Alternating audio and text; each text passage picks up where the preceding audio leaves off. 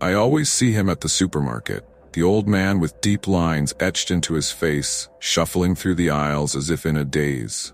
He speaks to no one unless spoken to, but there's a strange familiarity to his presence. One evening, as I lingered by the deli counter, he caught my eye, gave me a slight nod, and shuffled over. "You ever play hide and seek as a kid?" he asked out of the blue. His voice was gravely, yet clear, like someone who had spent years talking to himself. It was the last game I ever played with friends. Intrigued, I nodded. His gaze was distant, as if he were looking past the shelves and fluorescent lights, seeing a world that no longer existed. He sighed, leaning against the cart, clearly ready to tell a story he hadn't shared in years.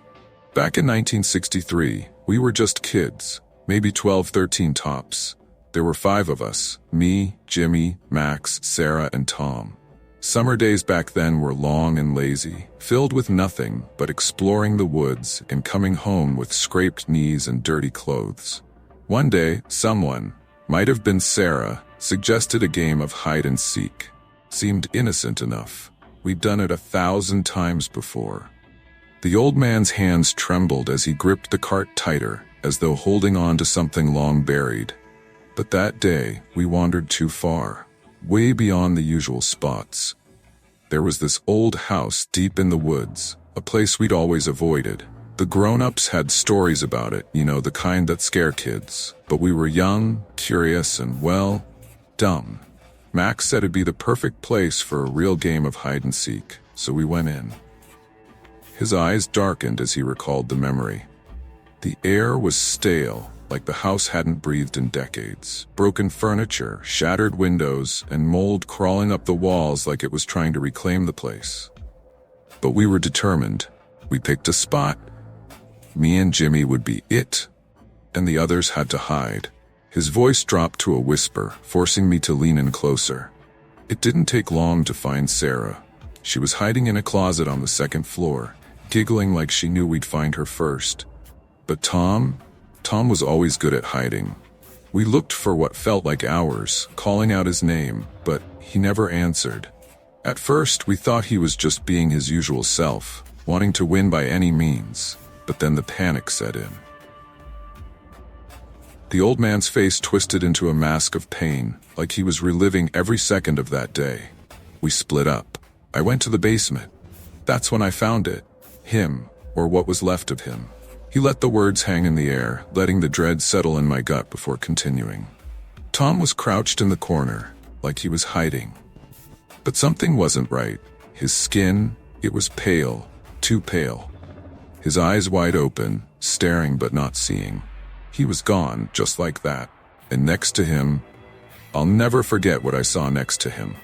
He paused, taking a shaky breath, the memories clearly consuming him.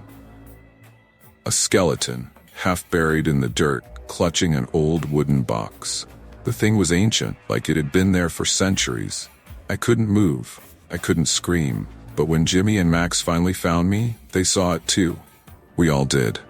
The fluorescent lights above flickered slightly, as if in response to the tension in the air. We ran. We never spoke about it again. The cops ruled Tom's death as an accident, when Durant said he must have fallen and hit his head. But that house, whatever was in there, whatever was with that skeleton, it took Tom. The old man straightened up, his story finally coming to an end. I've seen a lot in my life, but nothing haunts me like that day. I still hear Tom's laugh sometimes, echoing through those woods when the wind is just right. And that house? It's still there, forgotten by most, but I know better. I never went back. With that, the old man pushed his cart forward, his gaze fixed ahead, leaving me in the cold, artificial glow of the supermarket. I stood there, frozen, long after the old man disappeared down the aisle. His words echoed in my mind, painting vivid, unsettling images that I couldn't shake. I hadn't believed in ghost stories since I was a kid, but there was something about the way he spoke, so matter-of-fact, so haunted, that made me question everything.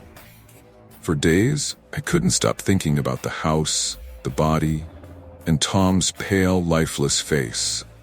Was it all in the old man's head? Or was there truth buried somewhere in that tale? Against my better judgment, I found myself researching the town's archives, scrolling through old newspapers and records late into the night. And that's when I found it. Tommy Henderson, 12 years old, died in 1963. Cause of death? Blunt force trauma to the head.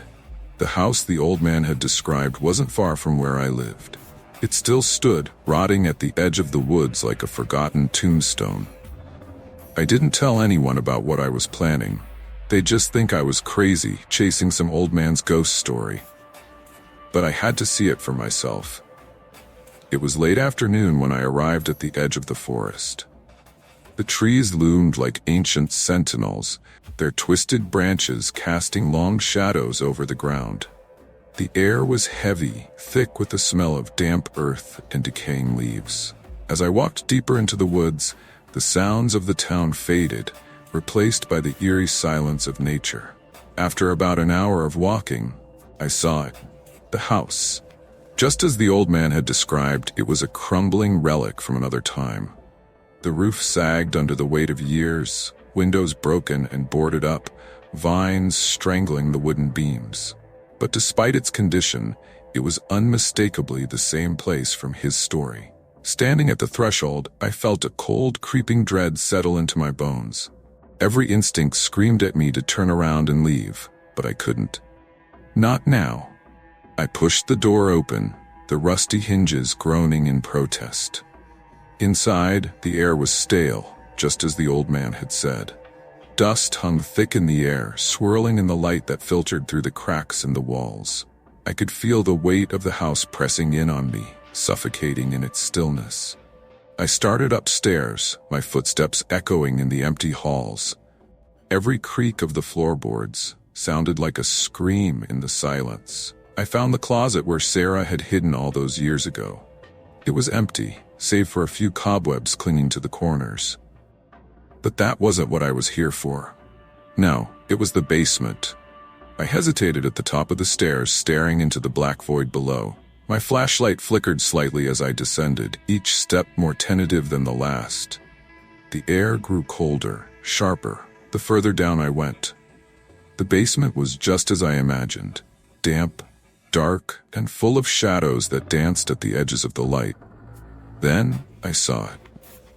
In the far corner, just as the old man had described, was a small mound of dirt. And sticking out of the earth was something that made my blood run cold. A skeletal hand, gnarled and twisted, clutching an old wooden box. I knelt down, my heart pounding in my chest, and brushed away the dirt. The box was old, far older than the house itself, carved with strange symbols I didn't recognize. My hands shook as I pried it open, revealing a handful of yellowed, crumbling papers. At first, they seemed like nothing more than old, rotted pages. But as I held them up to the light, I saw faint, barely legible writing.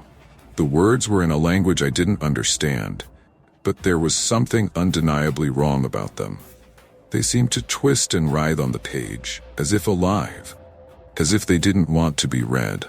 I felt a sudden, overwhelming urge to drop the papers and run, but my body wouldn't listen. It was like the house had me in its grip, holding me captive. Suddenly, the temperature in the room plummeted, and I heard a sound, soft, almost imperceptible at first, but unmistakable. It was the sound of a child's laughter, Tom's laughter. My breath caught in my throat as the shadows in the corner began to shift. Something was moving, slowly, deliberately, toward me. The light from my flashlight flickered, then died, plunging the basement into darkness.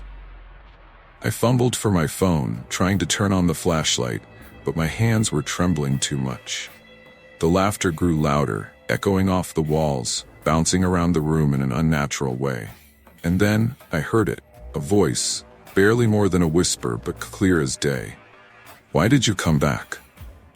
I froze. My heart pounded so hard I thought my chest might burst. The basement was pitch black now, except for the dim light from my phone screen. That voice, it wasn't just in my head. It was real, and it came from the corner where Tom's body had been found. The laughter stopped.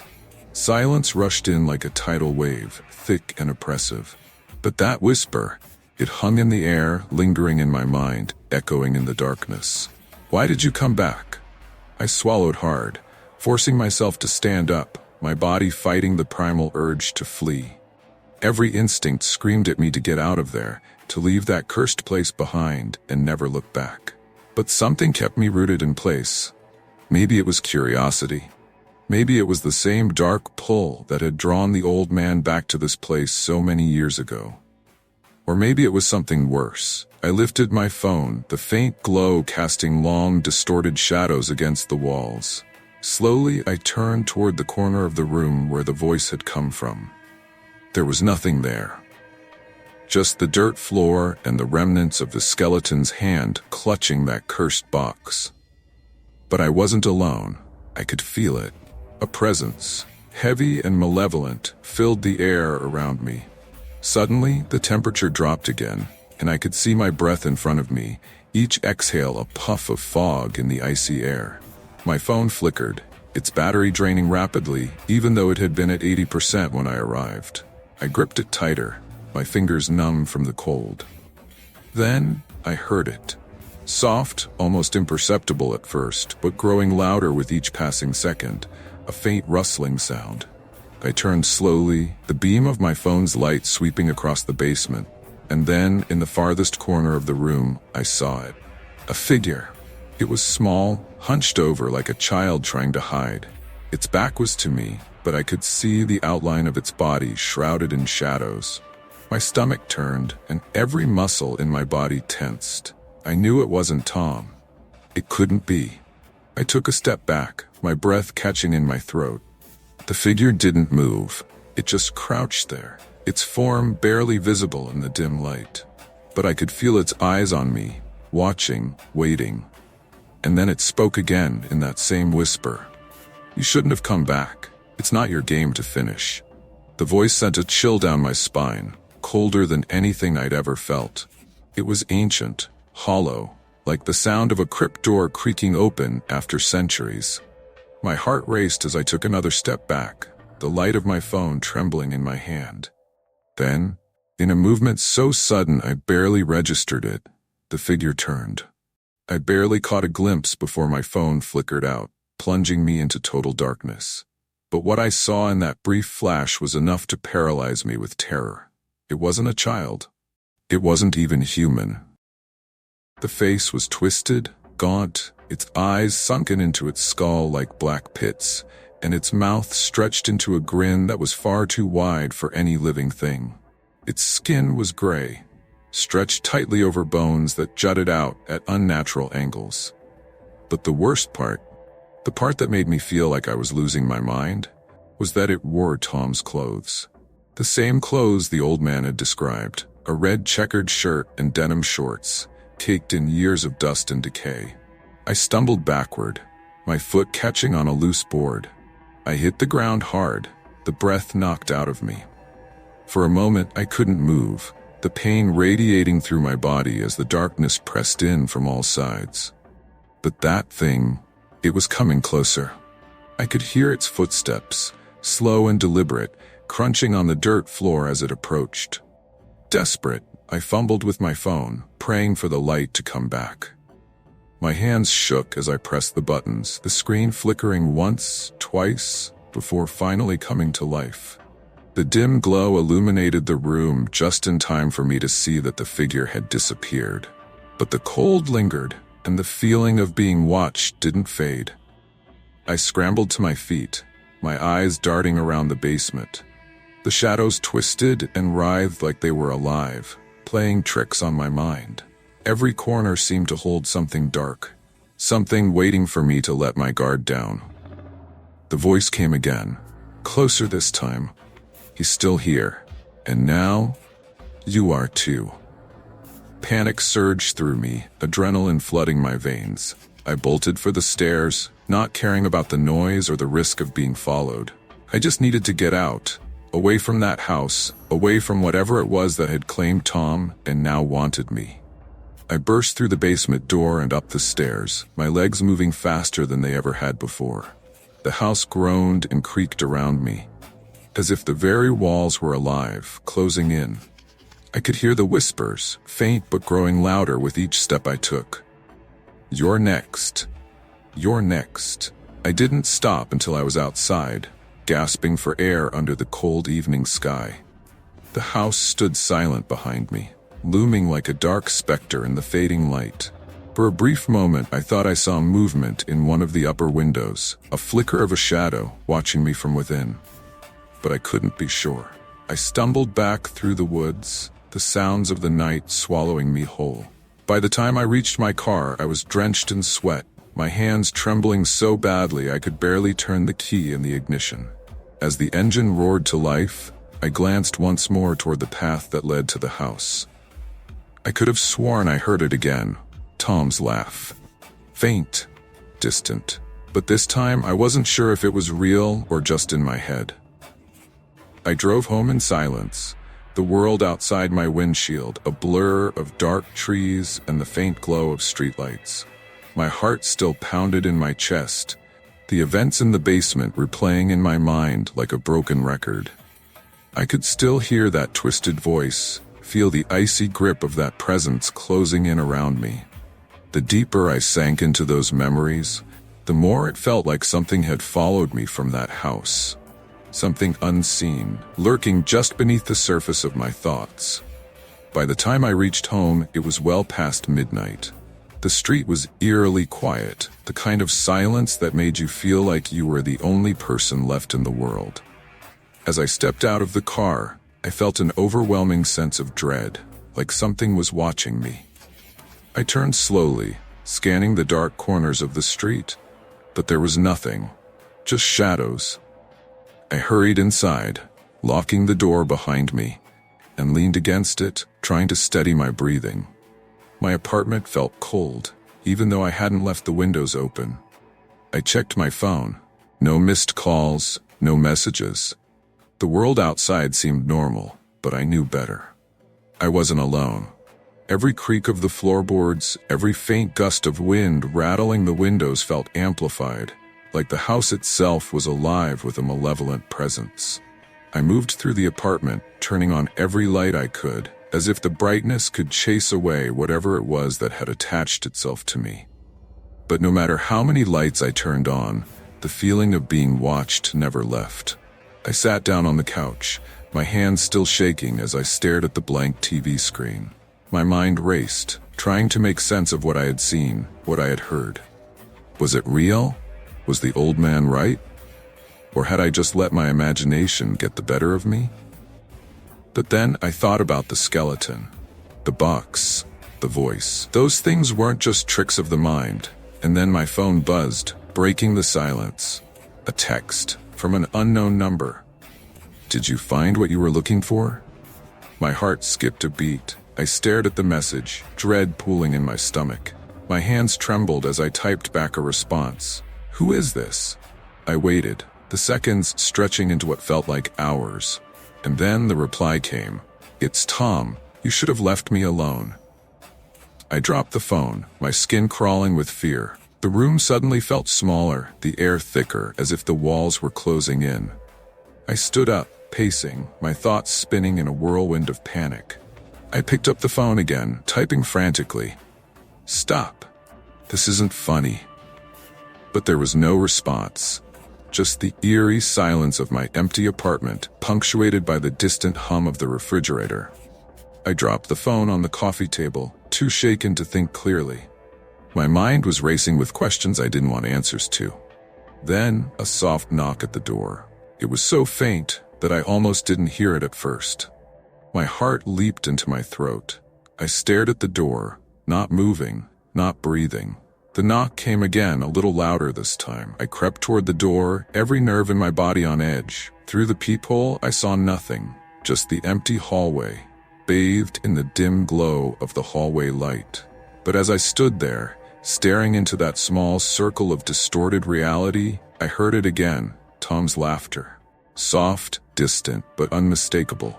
It echoed through the walls, creeping into my ears like a song from a half-remembered nightmare.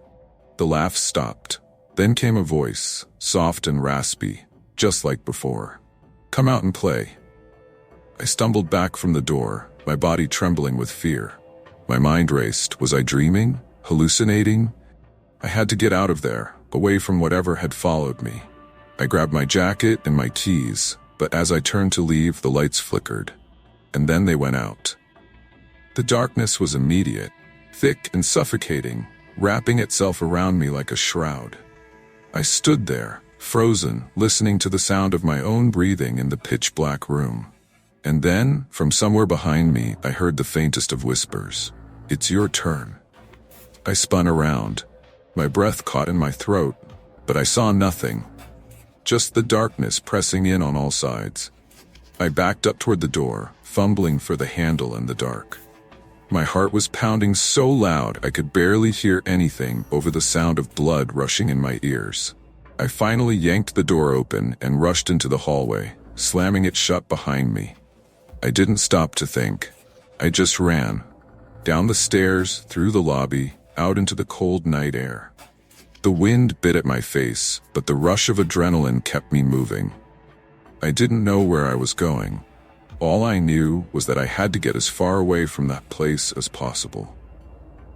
I ended up at a diner on the other side of town, sitting in a corner booth, my hands still shaking as I sipped at a cup of coffee that I couldn't taste. The fluorescent lights buzzed above me, a stark contrast to the darkness I had just escaped. I stared out the window, half expecting to see something or someone watching me from the shadows. But there was nothing. And yet, even in the brightness of the diner, I couldn't shake the feeling that something had come back with me. Something I couldn't see, but that was always there, lurking just out of sight. Waiting. The old man's words echoed in my mind. He's still here, and now, you are too. I didn't sleep that night, and even now as I write this, I don't know if I ever will again, because every time I close my eyes, I hear him, Tom, laughing, waiting, and I know it's only a matter of time before he comes for me. It's been a week since I left the house in the woods, a week of restless nights, haunted by Tom's voice and the creeping sensation that he's always just around the corner. No matter where I go, work, the supermarket, even my own home, I feel his presence. It's as if that night in the basement opened a door I can't close. The texts haven't stopped either. They come at odd hours, 2 a.m., 4 a.m., always from an unknown number. Short, cryptic messages. I see you. You shouldn't have come back. Your turn is coming. I've tried to ignore them, but they've begun to take their toll.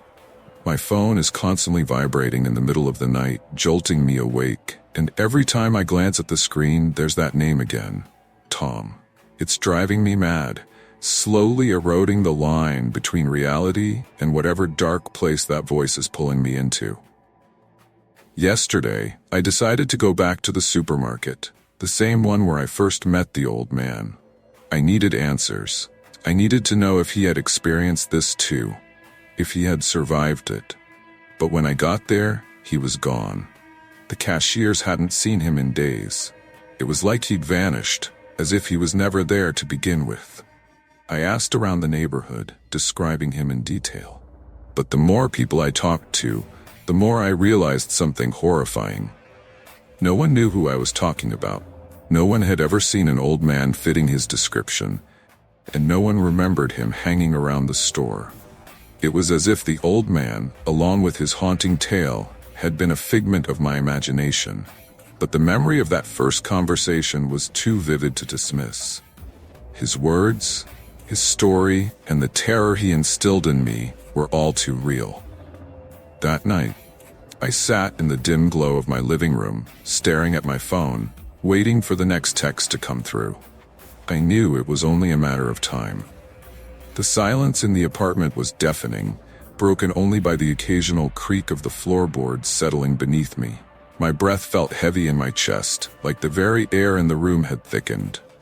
At 3:16 a.m., my phone buzzed. Come back. This time, something inside me snapped. I was done running. I had to face whatever this was. Tom, the house, the old man's ghost, whatever had been tormenting me. I grabbed my jacket and my keys, ignoring the icy pit of dread that sat heavy in my gut, and headed back to the woods. The drive felt surreal, like I was floating through a nightmare that I couldn't wake up from.